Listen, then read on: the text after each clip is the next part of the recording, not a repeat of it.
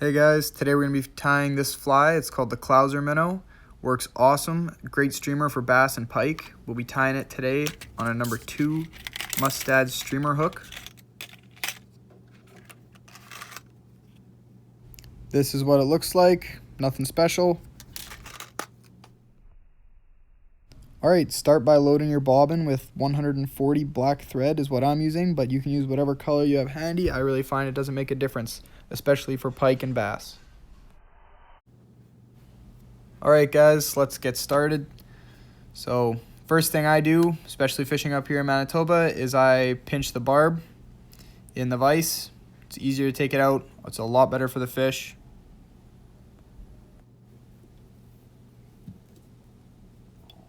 Alright, now you're just going to get it secured in the vise. Try to get it sitting about as horizontal as you can get it. It'll make it a little easier just to get everything tied on.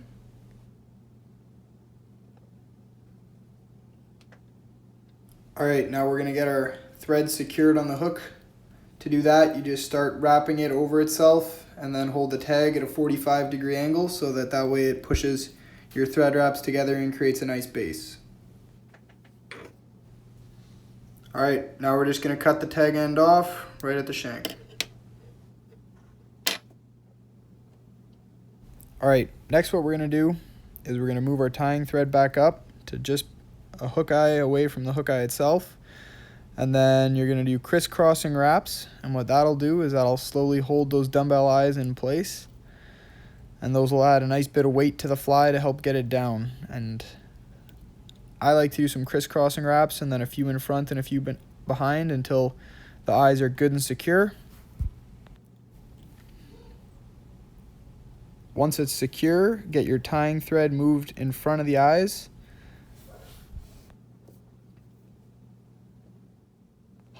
Next up, what we're going to do is we're going to take a fairly sizable chunk of bucktail. Today we're going to do it the white. This will be for the belly.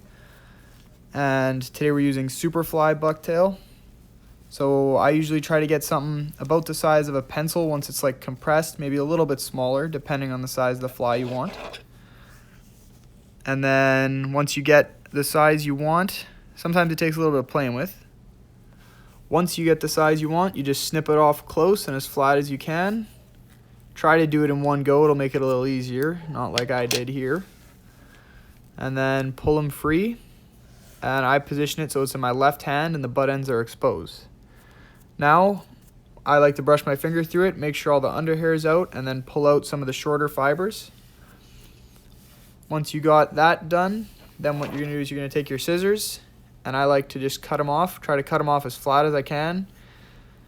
And then once they're snipped pretty much even, again, it doesn't have to be perfect, especially when you're doing it for pike and bass, but once they're pretty much even, then we'll transfer that over, lay it down on the bottom of the hook. In this case, it's actually the top, but because of the dumbbell eyes, it'll be the bottom of the fly once it's in the water. Then you tie the tips down right in front of the eye, and then I do a few wraps right behind just to make sure they're good and secure. Then I do a few crisscrossing wraps just to make sure everything's good and held down.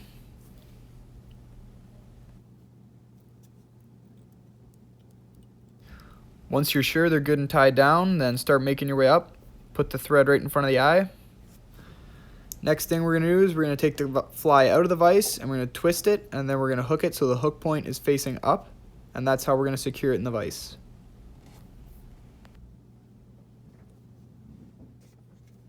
Alright, next thing we're going to do is we're going to get our crystal flash out. I'm going to use about 3 strands today, but it all depends on what you want. If you want a flashier fly, use more. If you want less flash and like a duller pattern, then you might want to use a little less. So to start, we're going to measure them out so that their centers are all about aligned. Then I tie them in right behind the eyes, so I move my thread back to the behind the eye, and then I tie them in at the middle.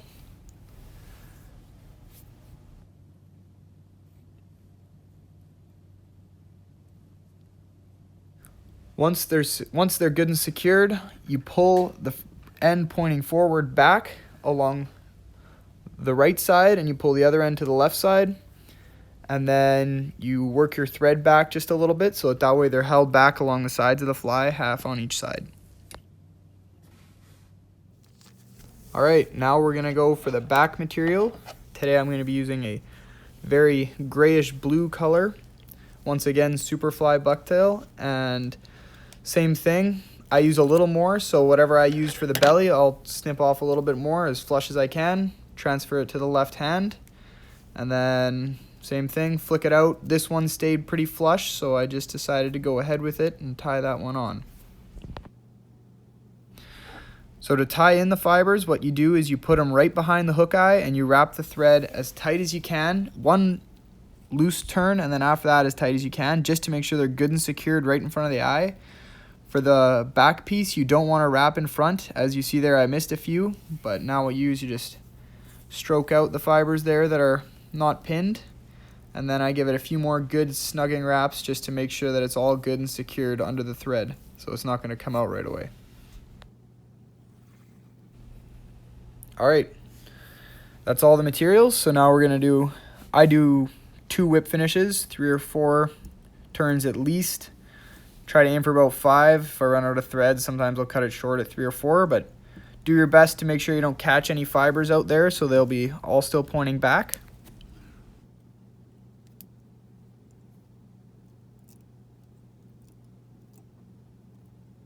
As you're doing this, try your best to make sure you don't wrap too close to the eye of the hook so you don't cover it up.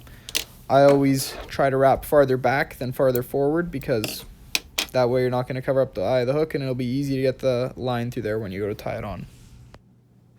Like I said, I'll be using these flies for bass and pike, which are really aggressive, so I like to put some head cement on them just to help them hold on a little longer, especially when on those good aggressive days you don't always want to be going through flies for every fish. So I put a few dabs on top, and what I do is I put it on top so the gravity will pull the glue off the brush and onto the knot.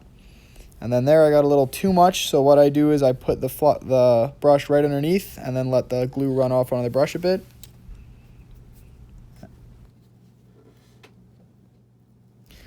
Alright, the last thing that I do is I like to take the fly out of the vise and then look at the very tail ends and make sure that there's nothing sticking too far out. So on this one you could see there was a few hairs that were sticking a little far out, and then there was the flash was sticking way past the body. So I trim that out and then brush it off. And then there you go. That's a Clouser Minnow, guys. Thanks for watching, guys. If you guys want to see more fly tying videos, leave a comment. If there's anything else you want to see, let me know. And good fishing, guys.